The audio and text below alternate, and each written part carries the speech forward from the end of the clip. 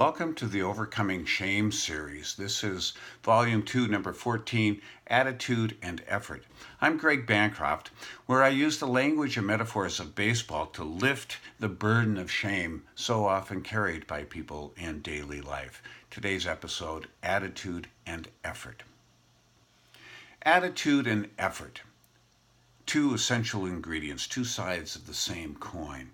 Things that we can control, two things that can determine, often greatly, the success of relationship or success at work, at play, life in general.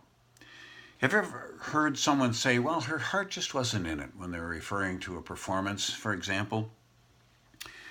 People saw the person going through the motions while playing ball or singing on stage or working on a project at school, but the effort fell flat.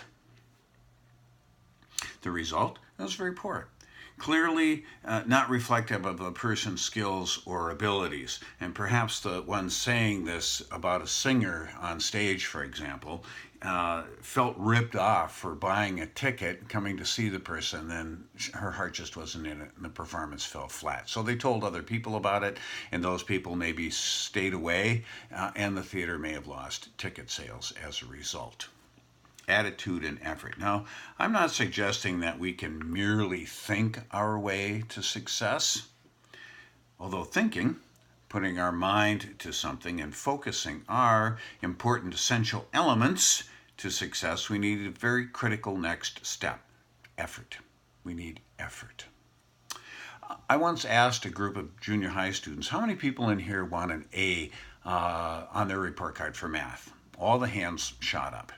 And I said, well, how many hours or additional time do you think is required outside of class time to get that A? I got unrealistic expectations on both ends of the spectrum. But in the middle, I got a fairly consistent 2 to 3 hours, they said, of homework for every hour of class. And it sounds about right.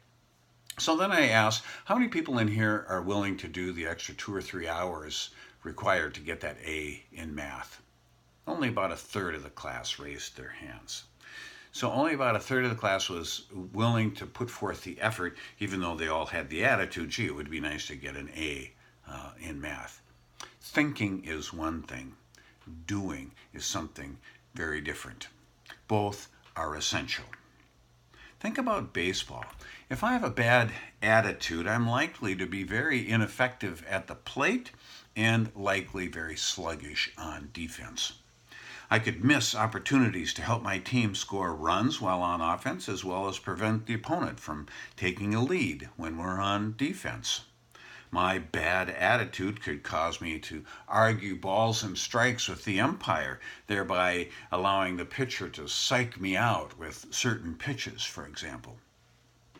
I could lose my concentration. I could miss key opportunities to throw out a runner on defense or generate a double play. My attitude would clearly have a dilatory effect on the team. Negativity would hang over us like a sour mist.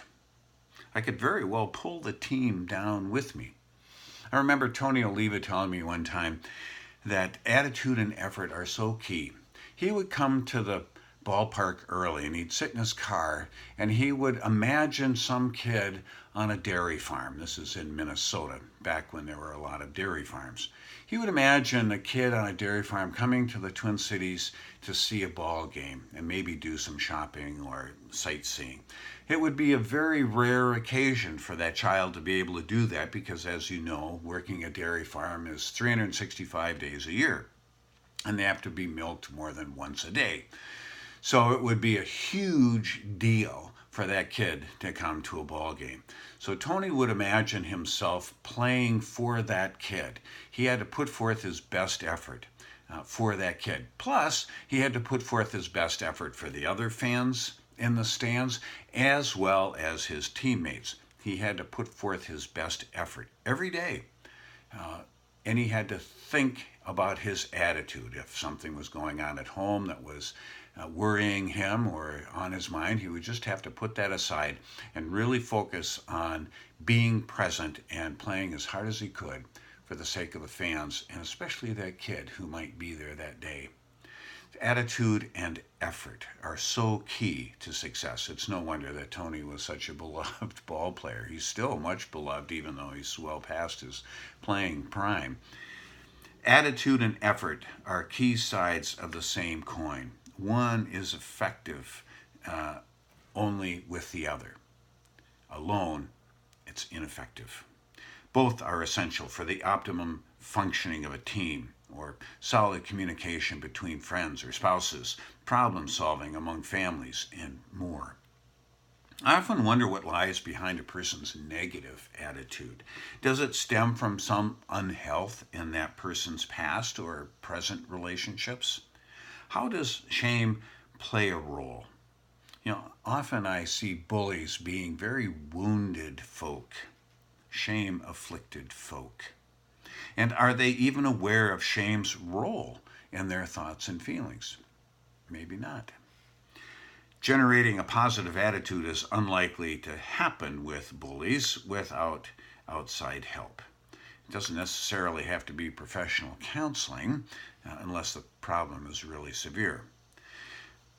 On a baseball team or a work team or a family, often rallying a team or a person to Little League affirmation, calling out the best in each other, cranking up the volume in our joint efforts, all contribute to pulling our teammate, our family member, our spouse, our friend out of a funk and back into the groove.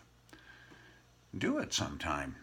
See how well it works, because attaboy, attagirl, you got this.